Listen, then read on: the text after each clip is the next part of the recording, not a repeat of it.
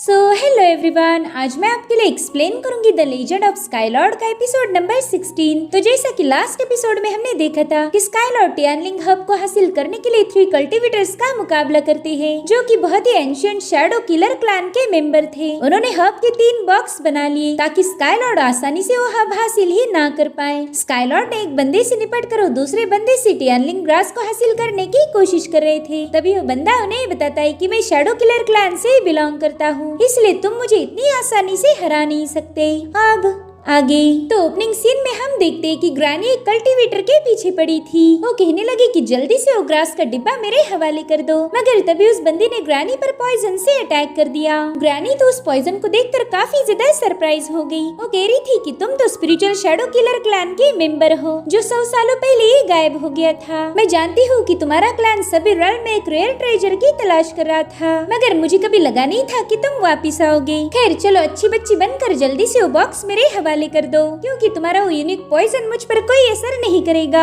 ये सुनते ही उस बंदी ने ग्रास के बॉक्स को साइड में फेंकते हुए अपने वेपन को समन कर लिया। वो कहने लगी, बुढ़िया तुम्हें तो हमारे क्लैन के बारे में सब कुछ पता है, इसलिए अब मैं तुम्हें बिल्कुल भी जिंदा नहीं छोड़ सकती। जिसके बाद वो लड़की तुरंत ही ग्रैनी पर अटैक करने आगे बढ़ी। इधर ग्रैनी ने भी अपनी सदर्न रीजन की सेंटीपेड को समन कर लिया था, तो लड़की तुरंत ही उस सेंटीपेड के साथ फाइट करना शुरू कर देती है। वो ग्रैनी से कह रही थी कि मुझे इन कीड़ों से सख्त नफरत है। जिसके बाद उसने 2-4 अटैक में उस सेंटीपीड को डिस्ट्रॉय कर दिया। हालांकि ग्रैनी ने उसके वेपन को जकड़ लिया था। वो खुश होकर कहने लगी कि फाइनली मुझे शैडो किलर से मिलने का मौका मिल गया। मैं चाहती हूँ कि तुम जल्दी से अपना शैडो पॉइजन मेरे हवाले कर दो। तुम्हारे उसी पॉइजन का यूज करके मैं 6 रेल्म के सबसे पावरफुल पॉइजन का पता लगाऊंगी। इधर वो दूसरा शैडो किलर खुद को हाइशाओ के पंजे से आजाद कर लेता है। वो स्काईलॉर्ड के आसपास घूमते हुए उन पर अटैक करने की कोशिश करने लगा। वो कह रहा था कि तुम्हें मेरी रियल पावर के बारे में कुछ भी पता नहीं है, इसलिए तुमने मुझसे पंगे लेने की जरूरत की। मगर स्काईलॉर्ड ने बड़ी आसानी से उसकी लाइटनिंग फैंटम अटैक को डॉज कर दिया था, जो देखकर वो बंदा सरप्राइज हो जाता है। स्काईलॉर्ड कहने लगे कि बच्चे तुम्हारी ये मामूली सी ट्रिक मुझ पर कोई असर नहीं करेगी। जिसके बाद वो हाइशाओ को उस पर हमला करने का इशारा कर देते हैं। तो हाइशाओ ने सीधे जाकर उस बंदे को क्रश करने की कोशिश की। हालांकि वो बंदा हाइशाओ के अटैक को बड़ी तेजी से डॉज कर देता है। ये देखकर स्काईलॉर्ड ने भी हेवनली डीमन पाम को एक्टिवेट कर दिया।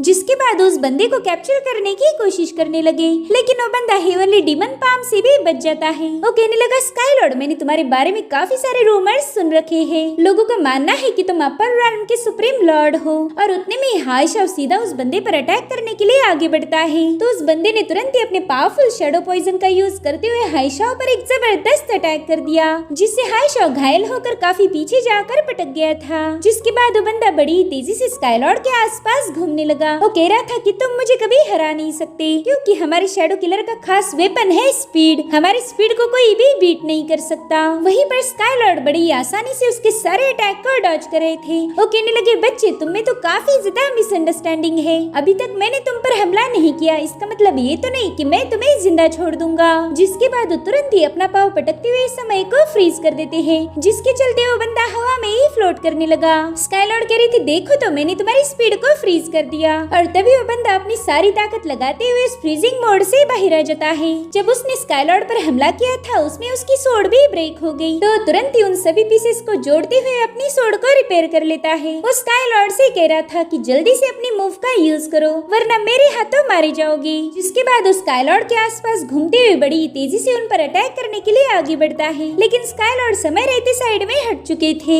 इसलिए वो बंदा लगातार उन पर हमले करने लगा। स्काईलॉर्ड कह रहे थे कि बच्चे शायद तुमने मुझे काफी ज्यादा हल्के में लिया है। अगर सभी लोग मुझे स्काईलॉर्ड बुलाते हैं तो इसके पीछे कोई वजह होगी। जिसके बाद वो हवा में फ्लोट करने लगे। वो कह रही थी कि स्काईलॉर्ड का नाम तो तुमने सुना ही होगा, तो पॉसिबिलिटी है कि तुमने मेरी सोल डिवॉरिंग थंडर के बारे में भी सुना ही होगा। और अब वो बंदा देखता है कि उसकी सारी पावर स्काईलॉर्ड के अंदर जा रही है। स्काईलॉर्ड कह रही थी कि तुम वाकई काफी ज्यादा तेज हो, और मैंने ही जानबूझकर तुम्हें मुझ पर अटैक करने दिए, ताकि तुम कंटिन्यूअसली अपनी एनर्जी को रिलीज करते रहो। शायद ये बात तुम्हें पता ही नहीं कि तुम्हारी एनर्जी से ही मेरी पावर नरिश हो गई। अब तो मैं मेरी अगली मूव को काफी आसानी से यूज कर पाऊंगा। इधर वो बंदा देखता है कि उसकी एनर्जी बड़ी ही तेजी से डिप्लेट हो रही है। वो सारी पावर स्काईलॉर्ड के अंदर जा रही थी, जिससे वो काफी ज्यादा भड़क जाता है। स्काईलॉर्ड कहने लगे कि बच्चे, तुमने कहा था कि मुझे तुम्हारी मूव शो करो, तो चलो अब मैं तुम्हारी ये ख्वाहिश भी पूरी कर देता हूँ। जिसके बाद स्काईलॉर्ड ने डीमन पाम को क्रिएट करते हुए उस बंदे को जकड़ने की कोशिश की।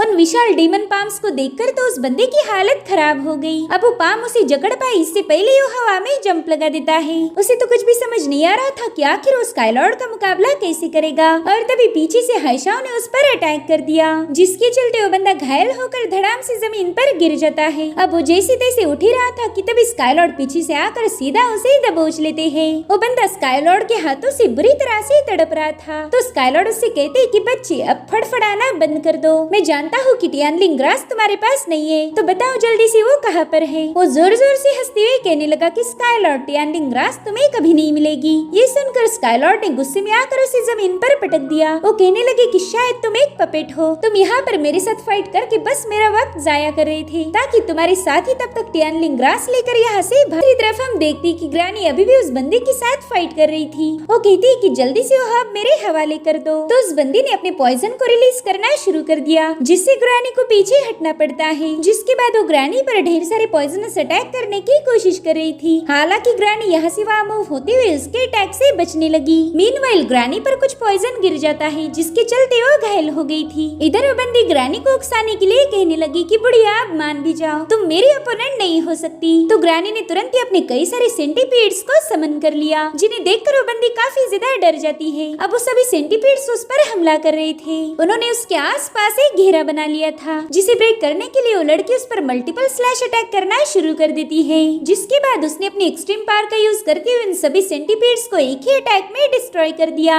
और तभी ग्रानी उस पर पीछे से अटैक करने के लिए पहुंच जाती है, मगर उस बंदी ने समय रहते ग्रानी के अटैक को डॉज कर दिया। मगर तब तक ग्रानी ने एक बार फिर से उस पर एक पाम अटैक कर दिया, जिसके चलते वो बंदी घायल हो गई थी। इसलिए वो गुस्से में आकर ग्रानी को एक लात मार के उड़ा देती है। वो कह रही थी कि तुम्हें टियानलिंग ग्रास नहीं मिलेगी, बल्कि उसके बदले में तुम्हें मौत देने वाली हूँ। मगर इससे पहले कि वो लड़की ग्रानी का काम तमाम कर पाए, वहाँ पर हाइशा पहुँच चुका था। उसने आते ही उस बंदी को अपने पंजे के नीचे दबोच लिया। तब तक स्काईलॉर्ड भी वहाँ पर आ जाते हैं। उस लड़की से कह रही थी कि तुमने तो काफी अच्छी ट्रिक्स खेली, तुमने नकली बॉक्सेस क्रिएट करके मुझे काफी अच्छे से उल्लू बनाया, लेकिन कोई नहीं, अब मैंने तुम्हारे साथियों को खत्म कर दिया है। इधर ग्रानी सोच रही थी कि स्काईलॉर्ड तो यहाँ पर बहुत ही जल्दी पहुँच गया, पता नहीं अब टियानलिंग ग्रास का क्या होगा। जिसके बाद ग्रानी हाइशा को बता रही थी कि उस बंदी से दूर हट जाओ, उसके पास बहुत ही खतरनाक शैडो पॉइजन है, इसलिए हाइशा को उससे दूर हटना पड़ा। अब स्काईलॉर्ड उस बंदी से कहने लगते हैं कि शायद तुम्हारे पास ही टियानलिंग ग्रास है, चलो जल्दी से उसे मेरे हवाले कर दो। और अब स्काईलॉर्ड ने सोल डिवावरिंग थंडर टेक्निक का यूज करते हुए उस बंदी पर जोरदार अटैक कर दिया, जिसे वो बंदी अपने पावरफुल वेपन से रोक रही थी। साथ ही साथ वो अपना शैडो पॉइजन स्काईलॉर्ड की बॉडी में डालने की कोशिश कर रही थी, ताकि वो इंटरनली इंजर्ड हो जाए। तो अब उसकी पॉइजन से बचने के लिए स्काईलॉर्ड को भी पीछे हटना पड़ा। इधर वो लड़की अपने एक और पॉइजनस टेक्निक को एक्टिवेट कर देती है। स्काईलॉर्ड को पता था कि अभी मुझ पर जबरदस्त हमला करेगी, इसलिए उन्होंने तुरंत ही सोल डिवावरिंग शील्ड को एक्टिवेट कर दिया। इधर वो लड़की अपने ढेर सारे पॉइजन का यूज करके हुए शील्ड को ब्रेक करने की कोशिश कर रही थी। वो कहने लगी कि हमारे क्लैन का पॉइजन सबसे ज्यादा खतरनाक है, लेकिन अभी भी ये तुम्हारी जान नहीं ले पाया, क्योंकि तुम में कुछ खास एबिलिटीज है, लेकिन तुम्हारी एबिलिटीज भला कब तक ही मेरे पॉइजन के सामने टिक पाएंगी। इधर ग्रैनी उन दोनों को फाइट में बिजी देखकर कहने लगी कि मैंने जल्दी से टियानलिंग ग्रास को हासिल कर। ग्रैनी ने बड़ी चालाकी से टियानलिंग ग्रास के बॉक्स को उठा लिया था। वो कहने लगी कि शैडो किलर बहुत ही ज्यादा खतरनाक होते हैं, अच्छा हुआ आप दोनों ने समय रहते यहाँ आकर मेरी मदद की, वरना ये टियानलिंग ग्रास मुझे कभी नहीं मिलती। मगर हाइशा तुरंत ही उससे वो बॉक्स छीन लेता है। ग्रानी उसे बता रही थी कि ये ग्रास तो मेरी है, लेकिन हाइशा उसकी एक नहीं सुनता। उसने सीधे जाकर वो बॉक्स स्काईलॉर्ड के हाथ में थमा दिया। साथ ही साथ स्काईलॉर्ड ग्रानी से कहने लगी कि फिलहाल के लिए ये ग्रास मेरे पास रहेगी, अब चुपचाप से मुझे फॉलो कीजिए। तो ग्रानी भी खामोशी से उनकी बात मान जाती है। इधर वो शैडो किलर अपने साथियों के पास आ गई थी। वो कहती प्रिंसेस प्लीज मुझे माफ कर दीजिए, मैं टियानलिंग ग्रास को हासिल करने में फेल हो गई। वो ग्रास तो ऑलमोस्ट मेरे हाथ लग गई थी, मगर उस स्काईलॉर्ड के बच्चे ने हमारी पूरी प्लानिंग की ऐसी की तैसी कर दी। स्काईलॉर्ड का नाम सुनते ही वो प्रिंसेस काफी मीठी स्माइल करने लगी। वो कह रही थी कि मैंने तो उस बंदे के काफी सारे चर्चे सुन रखे हैं। लोगों का मानना है कि वो काफी नहीं बल्कि soul captivity valley, flame sect और हेवनली सोर्ड पिक को भी परेशान करके रखा है। कुछ ही दिनों में वो इन तीनों सेक्ट पर राज करेगा।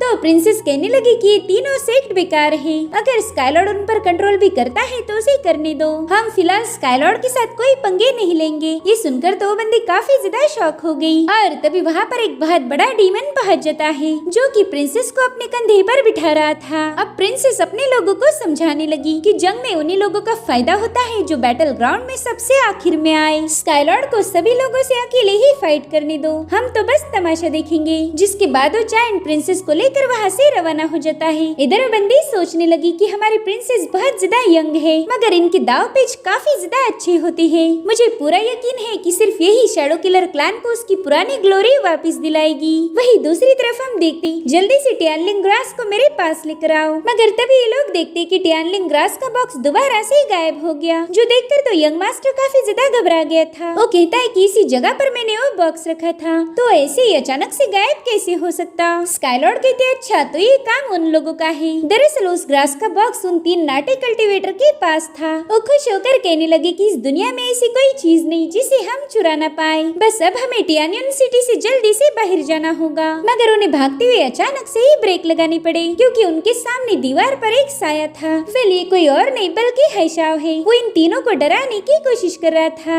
मगर ये बंदे भी कुछ कम नहीं। वो सोचते कि हम रास्ता बदल कर यहाँ से भाग जाएंगे, इसलिए वो बड़े ही आराम से पीछे हटने लगे। अब वो तुरंत ही दूसरी गली में पहुँच गए मगर तभी उनकी टक्कर होती है स्काईलॉर्ड से। उन तीनों से पूछते कि तुम इतनी रात गए कहाँ जा रहे हो, तुमने तो मुझे ढंग से गुड बाय भी नहीं बोला। और अब वो टियानलिंग ग्रास के बक्से पर पाँव रखते हुए कहते कि चलो जल्दी से मुझे वजह बताओ कि तुमने आखिर मुझे बाय बोला क्यों नहीं। तो उनमें से एक बंदा कहता है कि स्काईलॉर्ड जियांगमिंग काफी ज्यादा बीमार है, नहीं चाहती थी कि यह हब उस पर जाया हो। और तभी उनके पीछे से वहाँ पर हाइशाओ भी पहुँच गया। हाइशाओ के दांतों को देखकर तो लोग काफी ज्यादा डर गए थे। वो कहते कि प्लीज आप ये हब रख लीजिए, हम कल सुबह होते ही यहाँ से रवाना हो जाएंगे। जिस पर स्काईलॉर्ड कहने लगे कि मैंने टियानलिंग ग्रास तुमसे फोकट में नहीं ली है, इसके बदले में मैंने तुम्हें फ्लोरल हर्ब दिए और वो भी एक नहीं बल्कि 3-3 बॉक्सेस, जिन्हें आगे चलकर तुम सेल करके आसानी से टियानलिंग ग्रास को खरीद सकते हो।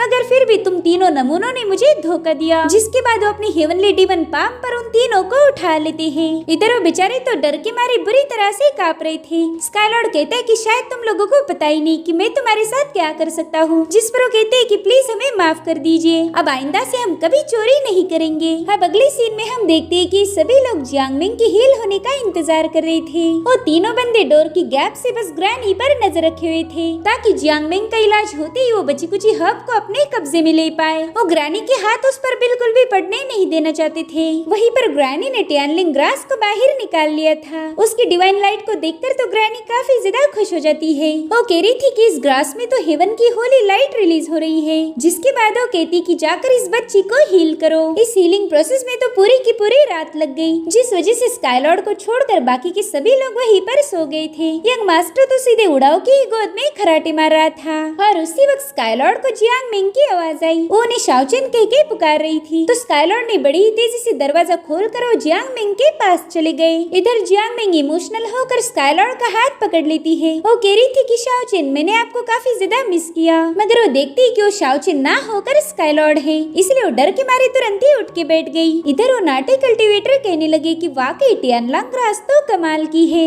साथ ही जियांगमिंग को हील करने में इस ग्रैनी का भी बहुत बड़ा हाथ है। इसलिए वो ग्रैनी के पास जाकर पूछने लगे कि बताओ बची हुई टियानलिंग ग्रास कहाँ पर है। लेकिन ग्रैनी तो बस कुछ बक्स बनकर वहाँ से गायब हो गई। ये देखकर वो तीनों भी काफी ज्यादा डर जाते हैं। और अब हमें थोड़ी देर पहले की कहानी दिखाई जाती है। टेक्निक मेरी जिंदगी के कई साल कम कर सकती है, मगर फिर भी मैं जोखिम उठाने के लिए तैयार हूँ। बस बदले में मुझे टियानलिंग ग्रास का आधा हिस्सा चाहिए। उसका आधा पोर्शन तो मैं जियांगमिंग को हील करने में लगा दूंगी, जिसके लिए स्काईलॉर्ड भी तुरंत ही राजी हो गए। वो कहते ग्रैनी मैं जानता था कि आप शुरू से इस ग्रास को हासिल करना चाहती थी। आप इस ग्रास के साथ क्या करोगी इससे भी मुझे कोई लेना देना नहीं। अगर आप जियांगमिंग को हील करो तो मैं टियानलिंग ग्रास का आधा हिस्सा आपको देने के लिए तैयार हूँ। ये सुनकर तो ग्रैनी काफी ज्यादा खुश हो गई। अब वो सीधे ही उस ग्रास पर लपक जाती है, मगर स्काईलॉर्ड कहते कि ना पहले उसे ट्रीट करो और फिर ये बचा हुआ पोर्शन आपका हो जाएगा। तो ग्रैनी हंसते हुए कहने लगी कि स्काईलॉर्ड आप जितने खतरनाक दिखते हो उतने हो नहीं, आप बहुत ही ज्यादा रहमदिल हो। और इसी डील की वजह से ग्रैनी जियांग को हील करते ही वो हर्ब लेकर वहाँ से गायब हो गई। स्काईलॉर्ड देखते ही कि अब ये तीनों बंदे भी ग्रैनी की तलाश में निकल पड़े हैं। और इसी के साथ ये एपिसोड यहीं पर एंड हो जाता है। Thank you so much for watching. Bye bye, take care.